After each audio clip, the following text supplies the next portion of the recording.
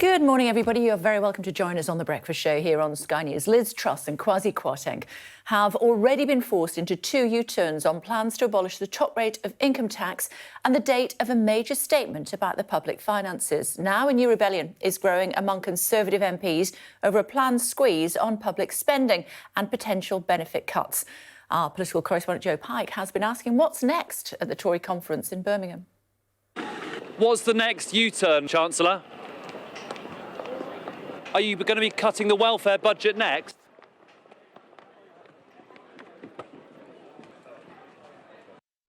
Are you going to keep benefits as they should be in line with inflation? The decision will be inflation? taken in due course, and I'll really look forward to talking to you about it then. Thank you. The government should uprate in line with inflation. The previous government said it was going to, so people are expecting this. Is that the next battle, do you think? Well, I hope not, because I hope that the government has clearly started listening. But what about benefits, uprating benefits in line with inflation? Is that something you want to see? Well, of course, every politician would want to see that. If there is a case whereby we are going to be, going through difficult times, then the government must communicate that and be honest with people and explain how and what needs to happen next. Well, there's always fat to trim, and there is considerable wastage in government. That's a sad reality. Identifying it and then getting rid of it without cutting essential services is the real challenge. To the Justice Secretary, Brandon Lewis, in just a moment or two. Before that, let's have a look at what's happening as far as the papers are concerned. The Financial Times reports that after his tax U-turn, the Chancellor will shift on the timing of his debt-slashing plans. In further U-turn fallout, The Guardian says emboldened rebel Tories are gearing up to block reductions in public spending, particularly benefits. According to The Times, former Home Secretary Priti Patel will fire a conference broadside, warning the Tories will live or die by their economic credibility. The Mirror calls it a calamity conference and says that regardless of the tax U-turn, the damage is done. While the Daily Mail exclaims, get a grip. The Express strikes a positive tone with a call from Liz Truss for readers to stick with her and a promise to reward their trust. As promised, the Justice Secretary and Lord Chancellor Brandon Lewis is with us this morning. Good morning, Mr Lewis. Thank you for joining us on the programme. The U-turn yesterday, high rate of tax. On the face of it, it does appear that it was there to appease backbenchers like Michael Gove. You wouldn't have got it through the Commons if there'd been a vote on it. What's the point in having convictions if you cave on them at the earliest opportunity? Well, we also regularly have a situation where people will criticise politicians for not listening, and I think what you've seen is the Prime Minister and the Chancellor listening to what they heard, not just from colleagues, but more widely as well, recognising the issue and the challenges with the 45p decision, and therefore saying, look, we've got a big package here, a package about growth, a package helping the most vulnerable in society. That's what we want to focus on. This has become a distraction. We've heard, we've listened, we get it, and that's why they've removed it. And I think, actually, look, as politicians, listening to people is what we're expected to do, and I think it's right that we've done that. OK, so there could be more mini-budget U-turns then? Well, I think the rest of the budget, and the whole point is we've got 95% of the budget is going forward that Kwasi Kwarteng outlined. It's about growth. It's about helping the most vulnerable in society. It's arguably the biggest package to support people on energy that we're seeing pretty much in the Western world and certainly across Europe. And we want to focus on that. And I think it's right that that's what we do. So is that ruling out U-turns or not? Well, look, as I say, in government, you're always looking at what you can do better, what you can deliver better for people in the future. But I think we've got a package that is a strong package. It's a package that says to the world that the UK is open for business. So I think we will deliver the rest of that package as it is. It says, as I say, to the world that we're open for business, that the UK is a place to invest, that it's competitive globally at a tax level that encourages business, who are domestic businesses, to grow and employ more people, and international businesses to come here and join the UK economy and grow their business here as well. That's good because it doesn't just employ more people, it means more tax to improve public services further in the future. OK, so you say getting through the rest of the 95% of the package as it is. In an interview this morning, 6 times the Prime Minister apparently has refused to rule out further U-turns. Where's her determination to get this through? Well, I think she has got determination to get this through. Look, what we've seen with the Prime Minister already is somebody who she outlined during the leadership campaign, the core principles she stands for. That's what we're delivering. It's what we're still focused on delivering, which is a lower tax, high growth economy, moving our country forward to be able to create the jobs and higher wages for people in the future, and to see growth go back to a real growth level that we all recognise as growth, trying to get to that 2.5%. We've had a very, very long time of stability that's meant lack of growth, and that is not good for the economy. We need to do something different. What the Chancellor and the Prime Minister set out is a different pathway. I think it's a pathway that will deliver the growth we want to see. That is good for the whole country. It means everybody in this country is going to have the ability to earn more money. They're going to have a tax cut for around 30 million people in the period ahead as a result of the announcements we made. That also means that there is more money through the tax that we get when people spend money, when people earn money, when businesses invest, when businesses grow. All of that goes in to help fund our brilliant public services. Yeah, you're saying get through this economic plan as it is. The Prime Minister is ruling 6 times not ruling out a further U-turn. Is she talking to her cabinet?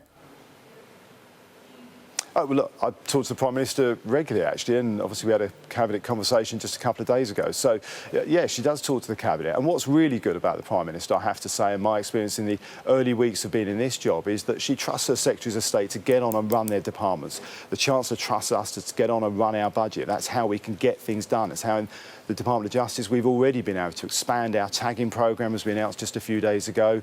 We're looking at what more we can do to support vulnerable people, particularly women who are involved in rape and sexual offences cases going through the courts, getting our court backlog down and trying to make sure we've got a package there that can end the strike that we're seeing with criminal barristers to get justice to people more quickly. I can do that because the Prime Minister's put the trust in me as a Secretary of State to deliver it. Yeah, but you didn't know, as did the rest of the Cabinet, about the slashing of 45p down to 40p until it was actually announced. The Prime Minister told us that herself last week. When did you know about the U-turn in this top rate of tax?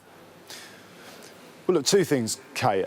First of all, decisions that are made and announcements that are made as part of the budget are often, and generally are, I have to say my experience being in Cabinet for a few years now, are kept to the Chancellor because they're not only market sensitive, but they should be announced to Parliament first. And there's market sensitivity around some of these things. So actually I think that's quite a normal and common process. I got a phone call very early on Monday morning about the change to remove the 45%. As I say, I think where something like that's become a distraction from a phenomenally positive and a big package to help people across the country, I think I can absolutely see why the Chancellor and the PM have done it, and I support them in looking at what we are doing to deliver for people across the country. OK, it's not just Grant Shapps, it's not just Michael Gove that are scratching their claws. Nadine Dorries, who used to be the Culture Secretary, she's also been tweeting saying widespread dismay at the fact that 3 years of work has effectively been put on hold. No one asked for this. She thinks that there should be a new mandate for this government, which would, in other words, mean an election. Do you think that's a good idea? Look, no, I think the public we've had a lot of general elections in a very short period of time, and I think we've got a couple of years to the next general election. I think the public want to see us, particularly at a difficult time. We're going to, let's be frank, we are going to go into a very difficult winter for people. That's why we've put this substantial package to protect people from even further challenges with energy prices, particularly, in place. I think people want to see us get on and deliver on that job. That's how we ensure that at the next general election we can win. I think we can win, I have to say. And I remember general elections in the past, people telling us we were going to win with massive majorities in 2017. And that didn't happen. I remember being told in 2015 we were going to lose, and obviously we won that election. So the polls are a snapshot in time. We as colleagues have to be focused on what we're doing to deliver for people. And I have to say I'm at conference. I was back in London yesterday morning for the opening of the legal year, but on Saturday, Sunday and yesterday evening when I was here with the members, I've seen a really positive sort of atmosphere around conference of people wanting to get on with this and deliver for people. OK, the Prime Minister writing in The Telegraph this morning saying, I want to bring the public with me. I want to win hearts and minds because I really believe my plan is the right one for the country. Less than 2 weeks ago, she was telling our Beth Rigby that she was happy to be unpopular. Does she no longer believe in herself? Well, she does, and I think the 2 things actually are a complementary point. They're not mutually exclusive. Look, what the Prime Minister has outlined is, look, there are difficult decisions, the things we have to do to move the economy, to change the way we're doing things. all change can have disruption, and this is a big change in how we deal with economic policy in this country, in the sense that although we will obviously ensure that we remain fiscally responsible, and the Chancellor's outlined that, and he's got his Autumn statement on the 23rd of November, which will set out that medium-term plan that people want to see, but also making sure we do move to a lower tax economy that can drive growth. And what the Prime Minister, I think, is rightly saying is that she does want to show people why that is the right thing to do, but she is prepared to do the difficult things. And in government, that is sometimes the job we have to do for the right reasons. And does that stretch to capping a rise in benefit payments to average earnings rather than inflation, which would be a difference between, I suppose, 5.5% and 10%, so half as much? Well, I think we're getting into conjecture. There is a process around this. The Department of Work and Pensions, Kay Smith, the Secretary of State, works through that. Over the autumn, she will make some announcements around that. I'm not going to prejudge what that will be, but what I would say to people, before people get too concerned about this, is we've got a track record as a government for many years, right through COVID, and most recently in this package that the Chancellor announced, of doing everything we can to protect the most vulnerable in society. That has been a driving force for this government. We've done that consistently. I know the Prime Minister is focused on ensuring that we are still doing everything we can to protect the most vulnerable people. But as I say, the benefits structure is one that goes through a proper process. We've got to let that process happen, and the Work and Pensions Secretary will speak to that in the near future, during the autumn. I mean, it wasn't a conjecture because I wasn't making a statement. I was asking a question. Do you think that I appreciate that. benefit payments? Yeah, absolutely. But what I mean is, people are wondering about what will happen with the benefits structure and what the changes will be, if there are any, is something that goes through a proper process. The decisions around that are something the Work and Pensions team work through, and they will make an announcement through the course of the autumn. We've got to let them do that work first. What I'm saying for people, though, is the underlying principle this government has had consistently through challenges, whether it's the Ukraine war, COVID, has been to protect the most vulnerable in society. That's why we're seeing those people getting £1,200 benefit actually through the announcements that the Chancellor made just a couple of weeks ago. Sure, but should benefits rise with inflation? Sorry, Kay, I lost you there. Yeah, no problem. I was just asking whether benefits, in your opinion, should rise with inflation.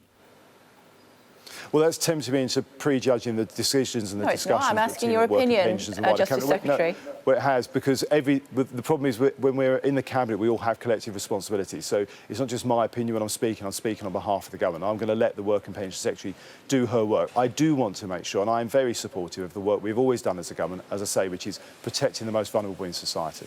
OK, given that you're a member of the Cabinet and collective responsibility, you would expect to be involved in that decision-making?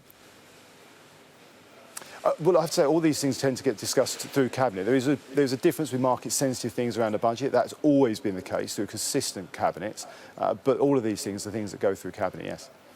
OK, but then if you do decide that it needs to be with average earnings rather than inflation, then you've got those big beasts that can't be tamed, like Michael Gove and Grant Shapps again, who've already made their position clear. And the Prime Minister might find herself in another damaging U-turn. How much do you think that is in the back of her mind when she's making policy decisions now? Well, I've got to say my experience of working with the Prime Minister is she tends to focus on what is right for the country and what is going to get the best outcome for people right across our country. Look, we do work in a parliamentary democracy. That means we have to work with Parliament. We've got to make sure that what we are doing can pass in Parliament as well. That's just a reality of a parliamentary democracy. Look, I heard a clip from what Grant was saying to you earlier, and Grant was making the point, even with welfare benefits, it's about making sure that whatever you do, you're clear about what the argument is, that you can show people why what you're doing is the right thing. As I say, with Quasi's budget, it was one part of that. We could have rolled the pitch better. We've been open about that. That's why we've moved that away. With the welfare system, as I say, the team at the Department of Work and Pensions and Kay Smith, the Secretary of State, are working through that at the moment, and they will be making a statement on that this autumn. But these are not junior MPs. These are people that were sat around the Cabinet table with you until a month ago, not necessarily with Michael Gove, but certainly as far as Grant Shapps is concerned. You have to take their views and opinions into account, surely. Well, one of the things I'm sure that the team will be doing is looking at a couple of things. One is, obviously, people are always going to be listening to what's out there. We've shown, actually, in the last few days, the Prime Minister's shown that she is listening to people. That's why she's made that change with the 45p rate. So, yes, we do listen to people, but the team at the Department of Work and Pensions have also got to work through the numbers to make sure that whatever they're proposing this autumn works for people, can deliver what people need, and, as I say, sticks by that core principle of doing what we can to support the most vulnerable in society. There are suggestions that there is some fat to be cut out of departments in order to try to save some monies. What would that mean for your department, given that there's a massive backlog in the court system?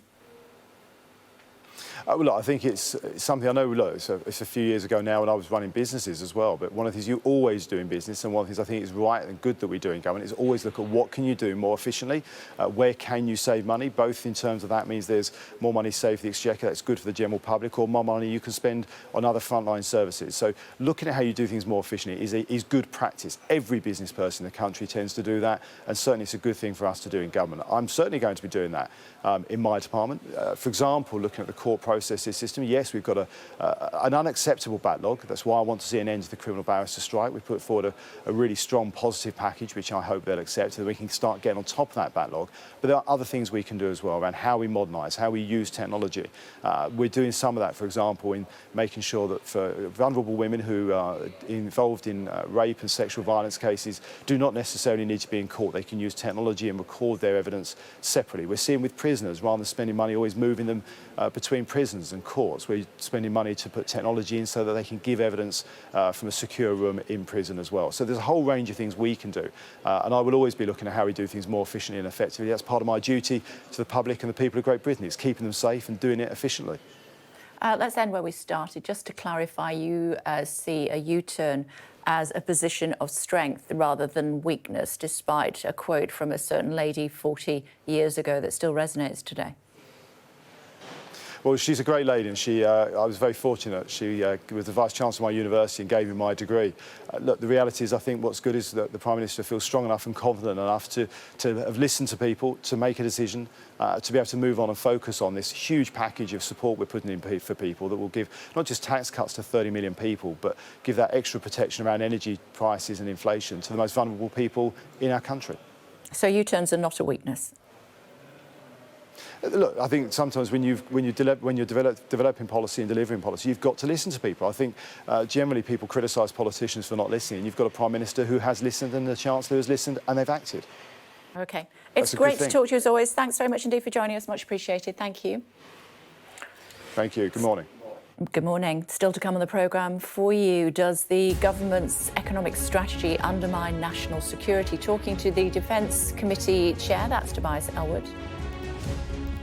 Political biographer Sir Anthony Seldon gives his take on whether the government can recover lost credibility.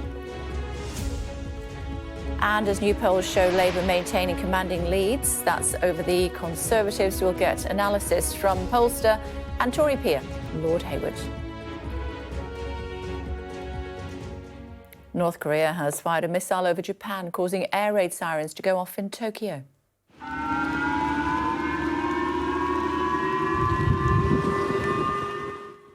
People across Japan were warned to take cover as the missile passed overhead before landing in the Pacific Ocean.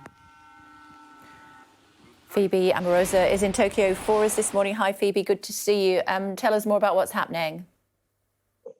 Well, it was a very alarming wake-up call for Japan, and that's as North Korea is believed to have fired an intermediate-range ballistic missile over the country. And this is the first time that North Korea has fired a missile over Japan since 2017. It's also believed to be the longest test flight, flying at around 4,600 kilometers.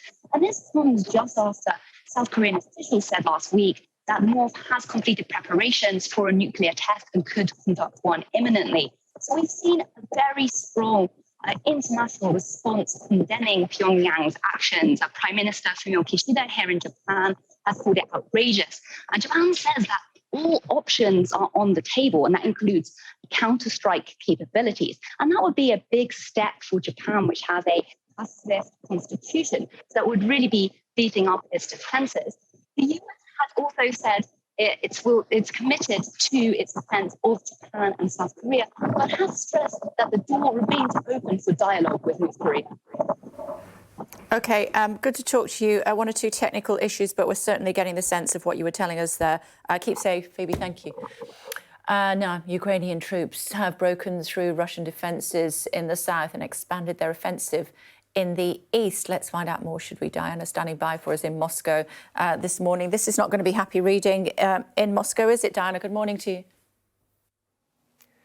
Not really, especially, Heike, after the Ukrainians retook the city of Liman in the north. They've now made advances around Kherson in the south, that Kherson counteroffensive that's been telegraphed for a long time. And also the Russians have been admitting to it. We've heard from the Kremlin-appointed head of the Kherson region that they've taken several villages around Ordudychany, one particular village which is on the Dnipro River. And the Defence Ministry also confirmed that the Ukrainians had broken through the Russian lines just north of Dudychany and also just south of Kherson. And apparently the Russians had retreated and were inflicting massive fire on the enemy, they said. But it's interesting to see the Defence Ministry acknowledging these kinds of losses and also to hear the reaction on military blogs, which have been very critical of these losses that the Russians have been sustaining, pro-Kremlin military blogs, and also increasingly on state TV, we're seeing much more frank discussion about the fact that this is a long and hard fight and that the Russians aren't doing particularly well, which obviously comes off the back of all the sort of fanfare around the fact that mobilization wasn't really being managed particularly well. We've had Ramzan Kadyrov, the head of the region of Chechnya, lay blame on the commanders who lost Liman and call for them to be replaced. And that's also from the head of the mercenary group Wagner, Yevgeny Prigozhin, has also come out publicly and attacked the Russian command. And there's also reporting today that, or last night in fact, that the leader, the commander of the Western Military District in charge of Liman has been replaced by another. So a reshuffle at the Ministry of Defence, just from one Russian source, we have that at the moment. I think the fact that you're seeing this kind of discourse on public channels suggests that, you know, it is not as tightly controlled as it has been. There could be two reasons for that. One is that people are just really worried and beginning to speak frankly in ways that we've not seen before, opening really a Pandora's box of criticism. The other, of course, is that it does prepare the public for an even more dire situation where Vladimir Putin can claim that he was compelled to use even more dire weapons, which is, of course, something that he has been threatening over and over again now. His nuclear talk, his claims that he is not bluffing. And I suppose if state TV prepares the people for what they're calling Russian losses against not Ukraine, really, but a larger NATO, he could feel justified to claim the need to use more deadly weaponry. OK, Diana, thank you. In other news, the Royal Navy is sending a submarine hunter to the North Sea to help protect oil and gas pipelines. The move follows the apparent sabotage of gas pipelines off the coast of Denmark, which some Western countries have blamed on Russia. Let's get more, should we? Emma standing by for us at the Ministry of Defence this morning. Hi, Emma, tell us more.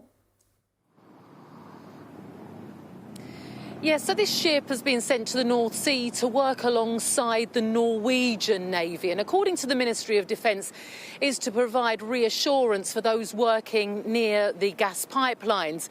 However, I think what we can be clear about is that this is about more than reassurance. It's about also providing protection and also a sense of deterrent, because it's strongly thought that underwater explosives were used to cause the 4 leaks in the Nord Stream 1 and 2 pipelines that run from Russia to Germany, huge volumes of methane escaping into the North Sea. And Russia has denied any involvement in that, instead pointing the finger at the West. But what has become clear and was made clear by Ben Wallace, the Defence Secretary at the Conservative Party conference, is that this has really flagged up the vulnerability of this kind of infrastructure, whether it's cables or whether it's pipelines, and that something needs to be done to provide protection. And yesterday, the Joint Expeditionary Force, which is made up of 10 northern European countries, got together and decided that they do need to increase the presence in the North Sea to act as that kind of deterrent.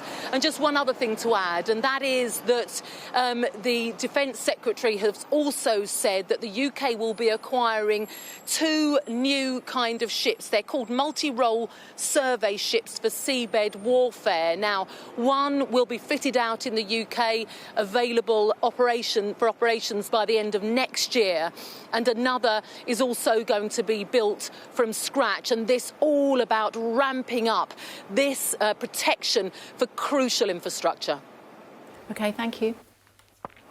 Looking at some of today's other headlines for you now, let's start with immigration. The Home Secretary will set out her plans to deal with illegal immigration later on today, with the government's controversial Rwanda deportation policy being challenged in the courts.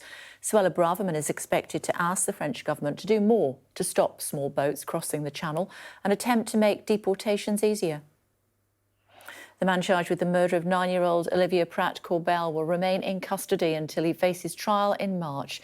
34-year-old Thomas Cashman appeared at Liverpool Magistrates Court yesterday before the case was referred to the Crown Court. He's also charged with the attempted murder of Olivia's mother Cheryl and of Joseph Nee, the man he chased into their home. The inquiry into the UK's pandemic preparedness when COVID hit is due to begin later. The preliminary hearing, delayed during National Mourning for the Queen, will outline the schedule of the inquiry and what it will investigate. Public hearings are due to start next spring. Looking at the weather for you now. Warm memories wherever you go. The weather. Sponsored by Qatar Airways. Next few days will bring wind and rain, but southeastern Britain looks mainly fine and dry. Top stories for you so far this morning. The Justice Secretary, Brandon Lewis, has this morning told me the government will deliver the rest of its mini-budget as is, following U-turns on the top rate of tax and the timing of the next fiscal statement. However, the Prime Minister has refused to rule out further U-turns. Japan's Prime Minister has decried what he calls a reckless act after North Korea fired a ballistic missile over Japan and into the Pacific Ocean. Ukrainian troops have broken through Russian defences in the south and expanded their offensive in the east. Prime Minister says she's going to take a responsible approach to handling of public finances amid a fresh battle against Tory rebels over the level of benefits. Earlier, the Justice Secretary, Brandon Lewis, told me the Prime Minister is working for the benefit of the country, despite admitting the government could have rolled the pitch better on its mini-budget. My experience of working with the Prime Minister, she tends to focus on what is right for the country and what is going to get the best outcome for people right across our country.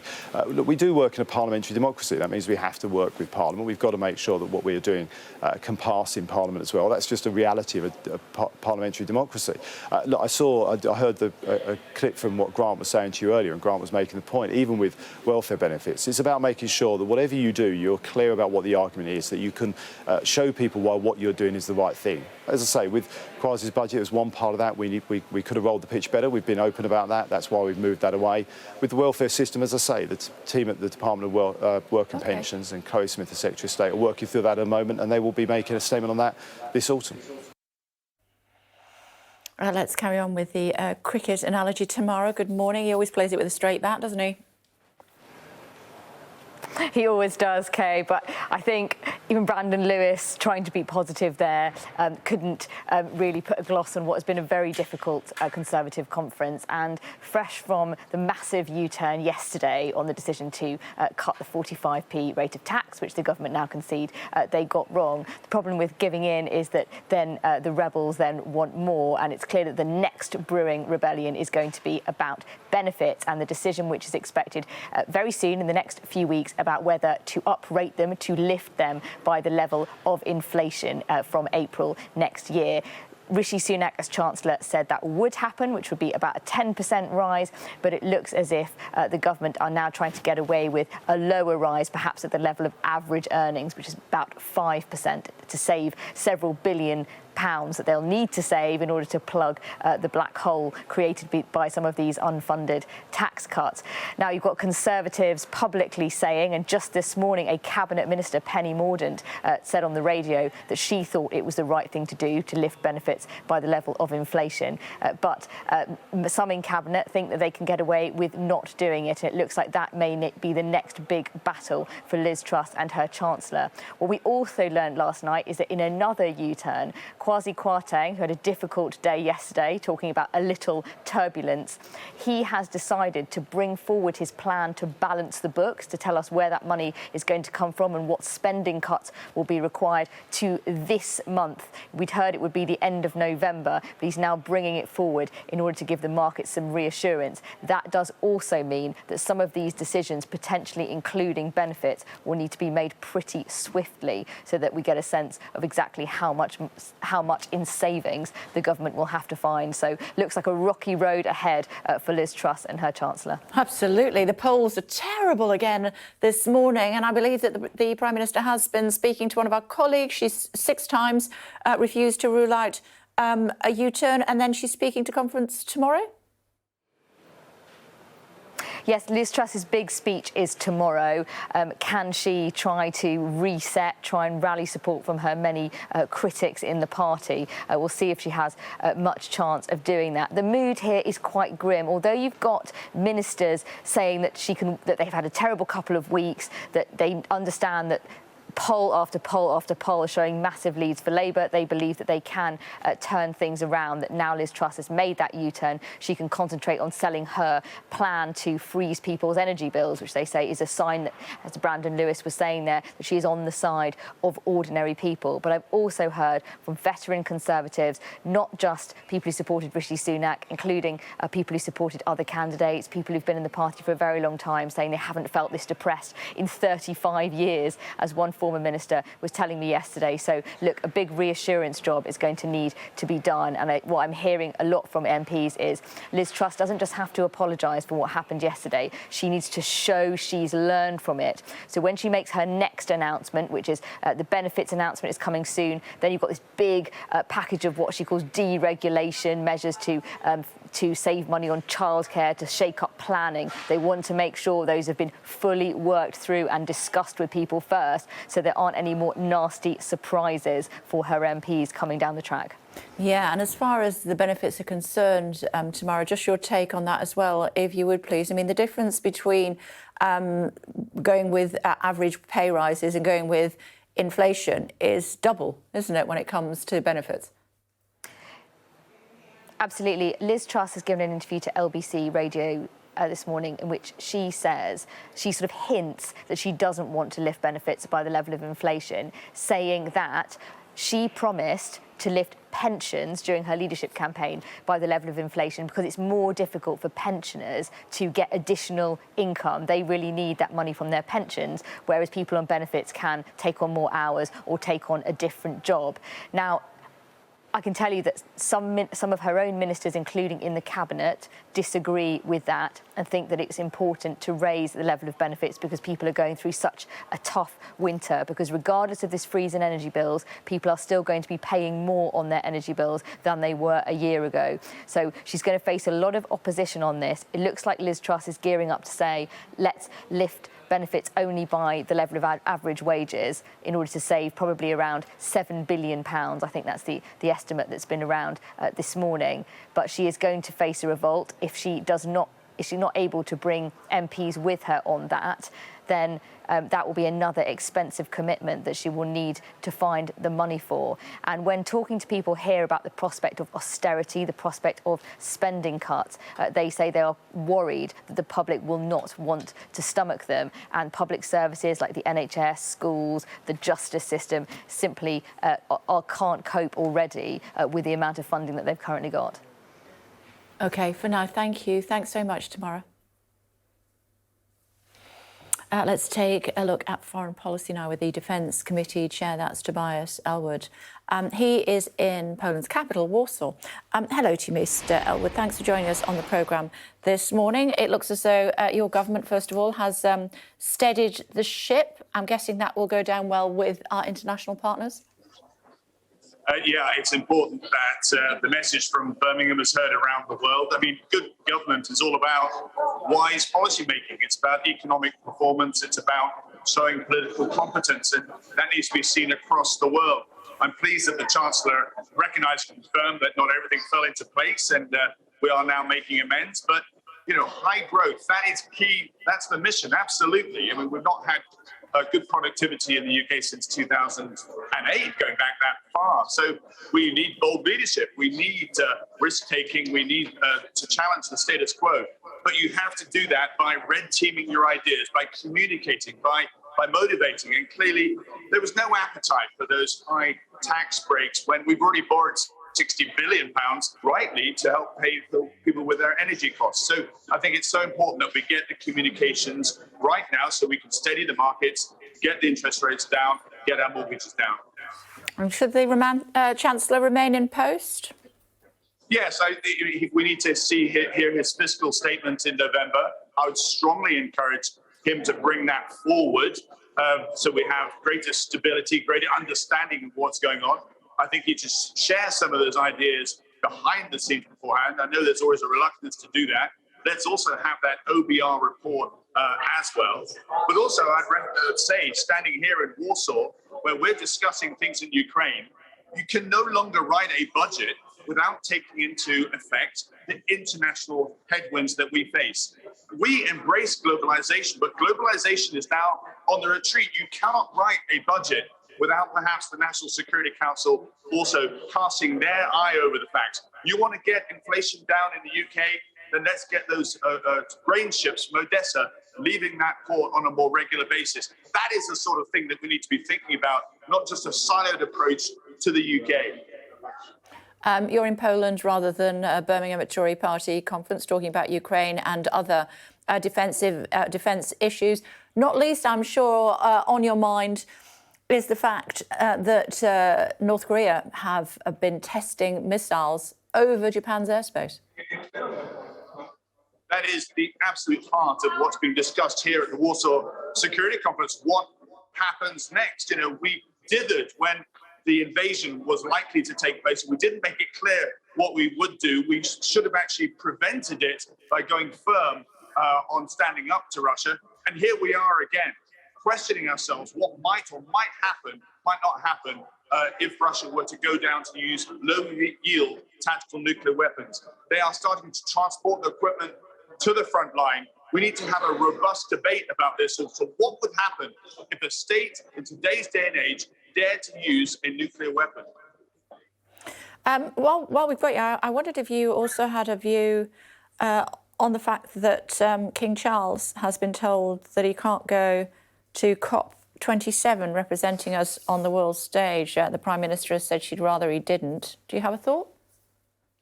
Well, climate change, talking about threats, is the biggest threat that we face. And we did such a fantastic job at COP26. And Prince Charles, as he then was, played a pivotal role. We talk about Britain's soft power. It doesn't come bigger than our royal family. And I do hope that common sense will prevail, that the King will be allowed to attend. This is such an important meeting taking place, COP27 in Sharm el-Sheikh in Egypt. I would strongly suggest that it isn't just the King that goes, but Liz Truss, the Prime Minister, goes as well, and absolutely promotes the idea of global Britain, of us using our superpower, soft power status to encourage other countries to recognise this huge threat that we face. Keep well. Thank you very much indeed for joining us, Tobias Ellwood, Chairman of the Defence Committee here in London in the House of Commons. Anthony Selden, friend of the programme, is with us. You are agreeing with him. Well, I am. I mean, the monarchy is our greatest asset on the world stage. Why on earth would you want to suppress King Charles, particularly after the death of the Queen? People will be wondering, can Britain do that again with a global figure? We have that in King Charles. He's got a longer track record on the environment than just about any other figure on the world stage. Why on earth would you want to suppress him from speaking and reminding the rest of the world that Britain is back with a powerful voice on issues that truly matter to the world? Because he might go off script? Well, he might go off script, but we know what his script is, and therefore it'd be hard to... We know off script is on script, and it's on script for the rest of the world. It might be embarrassing to have the head of state upstaging the new Prime Minister here in Britain, but he's also a global figure, and surely it's going to help Britain and also provide some welcome good stories for Britain at a time that, let's face it, the stories in Britain are not that great at the moment. You know a lot about previous Prime Ministers. You've written about a lot of them. How quickly have previous Prime Ministers found themselves doing U-turns? Quicker than this one? No, this is unusual, unprecedented, and unfortunate for Britain, not least with the position in the Ukraine at the moment. It's an unwelcome distraction. The growth plan that everyone agrees, or most people agree, was necessary, could have been done with greater finesse and subtlety. You can't just come onto the stage and think that you can have everybody doing things your way and rip up what previous people have done. You have to roll the pitch, and that wasn't done. So the good in the package, and there was a great deal of good in it, has indeed been damaged by faulty understanding and, frankly, a failure to understand the way that the markets and the way that the world of finance operates. Is it damaging when you have a U-turn so early on, especially when you base yourself on a very iron lady and a speech from 40 years ago, the lady's not for turning? But I suppose on the flip side, you could say it's a very different environment that we live in now, and it is a softer approach. And if you realise that you've done something wrong, it's OK as long as you admit your mistake.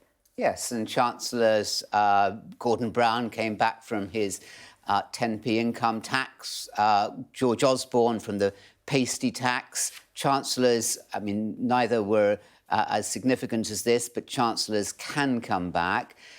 Liz Truss has a great asset in that the party surely cannot change yet another Prime Minister and Conservative Party leader so soon. The party and the country would be up in arms. She has to show competence now. She has to avoid other mistakes. She has to build trust with the party. She has to soften her approach and show that she's listening. It may mean that the Chancellor does have to go, and one will see when the impact on inflation, on interest rates, and whether the financial plan is able to gain respect and credibility in the markets. If it doesn't, then it will look bleak for him.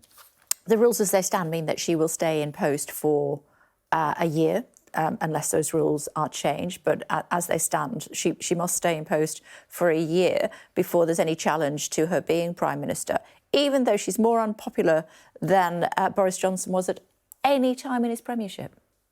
Yes, I mean, we ought to remember that Theresa May recorded only 9% in the European elections, I think was the figure. So things can go catastrophically bad, even in national polls. But look, this is the absolute nightmare for her. She has wanted all her life to do this and to do exactly the things that she's done. And so has Kwasi Kwarteng. It's very unfortunate, regrettable for them on a personal level that they happen to have their moment at precisely not the moment to do what it was that they did. Can they row back? They're going to have to eat a great deal of humble pie to show that they can empathise with those who have power over them and capitalise on the fact that the party cannot afford a change of Prime Minister and probably can't afford a change of Chancellor. What does history tell us about previous Prime Ministers who've wanted to go to the country for a mandate or a better mandate? Well, recently, not encouraging. So Theresa May went in 2017. Look, every Prime Minister wants their own mandate. They don't want to be there governing with the credit in the bank from their predecessor. They want to show that they've got their own legitimacy and claim to power and their own set of policies on which they can then act. Theresa May tried to do that in 2017, fiasco. But equally, Gordon Brown was blamed in 2008 for not doing that, for not getting his own mandate rather than Tony Blair's back in 2005. And that blew up in his face because he ducked the moment to go for an election. So I think it just shows that being Prime Minister is all but an impossible office and job. And if you do, you're damned, and if you don't, you're damned.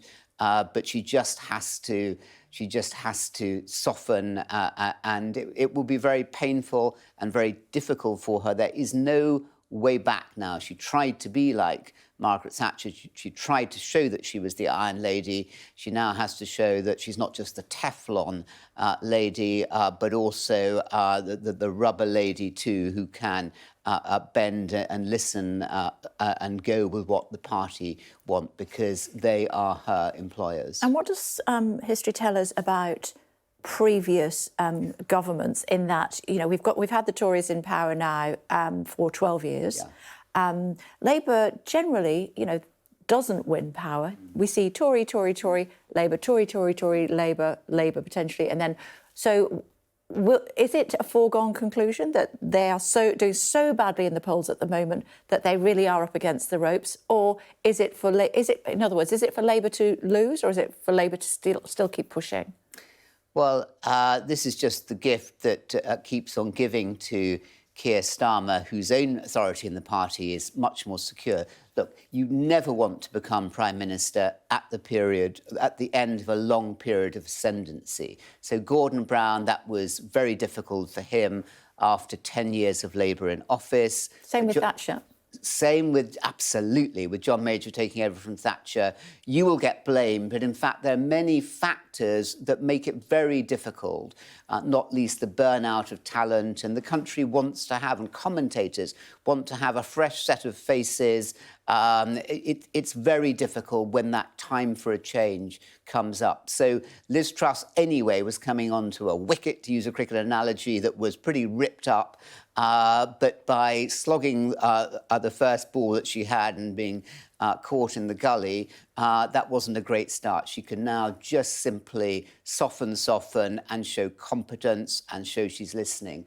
But no one party has ever won since the beginning of democracy in 1832, 5 elections on a trot. And with that, and with 25%, 30% down in the polls, and with the budget so early on, such a fiasco, if you were betting, you would be a very brave person to bet on the Conservatives winning a majority in late 2024 or even January 25. Your cricketing analogy will be very useful for our American viewers this morning. Thank you. I did it particularly for your American viewers, because Good morning, they love wherever you're watching us. Exactly. Absolutely. So if you had a crystal ball, your prediction would be? For the election, that Starmer is now looking, the talk was of him being in coalition, that he'll win with a majority of 30. OK, good to talk to you. Thank as you. Always, Sir Anthony. Thank you very much indeed for joining us on the programme. Thank you. Quick look at the weather for you. Warm memories wherever you go.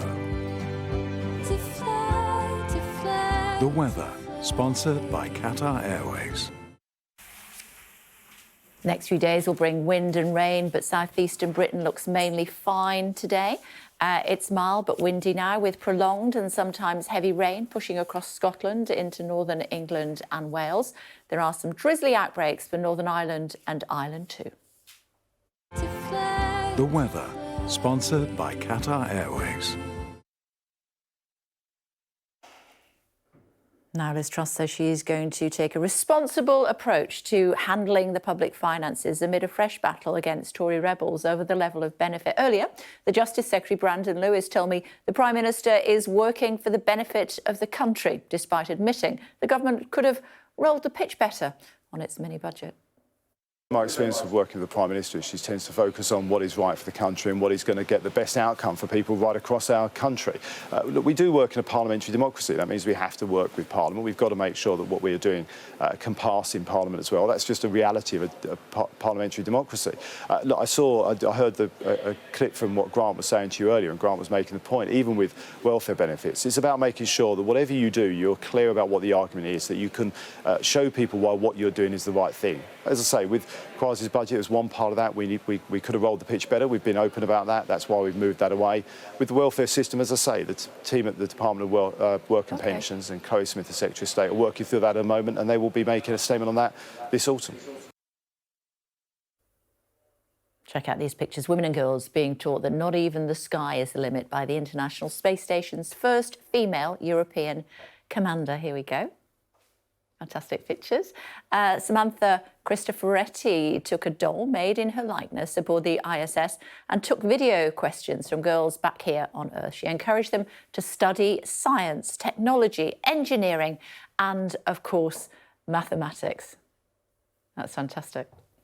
Also, let's tell you about Ringo Starr, should we? His band have taken their show off the road after the former Beatle tested positive for COVID-19.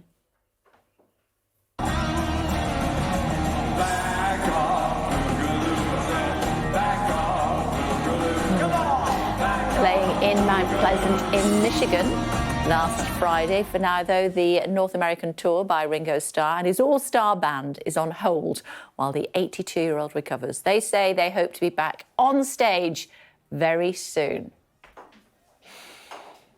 Now, coming up, a snapshot of the polls with a Tory peer and a pollster. We've been looking at those polls again for you. Remember, at the beginning of the week, when it came to YouGov, the Conservatives were 30 points behind Labour. That was the end of last week, actually, wasn't it? And that was even before the mini-budget had been baked in. So Labour cock a hoop about that. There have been more polls since then. On average, the Tories are between 20 and 25 points behind Labour. What does that mean for the Prime Minister? She'll be speaking to our own Beth Rigby later on today. And then speaking to conference tomorrow. A lot of the big players, former big players, are no longer at conference this year, including David Davis and also the former Deputy Prime Minister, Dominic Raab. He has also decided that conference is not the place for him. Tobias Elwood, we were just chatting to him on the programme. He hasn't gone either. What is in store for the Prime Minister? Reflecting on that in just a moment here on Sky News. Stay tuned.